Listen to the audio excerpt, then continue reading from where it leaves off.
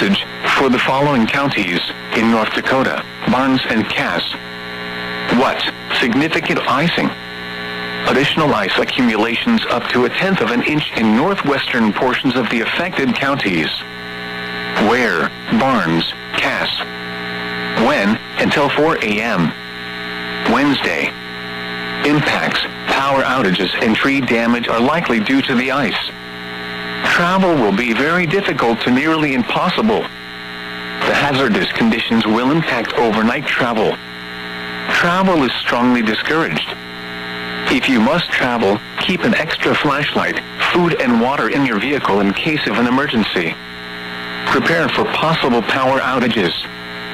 The latest road conditions for North Dakota can be found at travel.North Dakota Gov and for Minnesota at 511mn.org or by calling 511 in either state.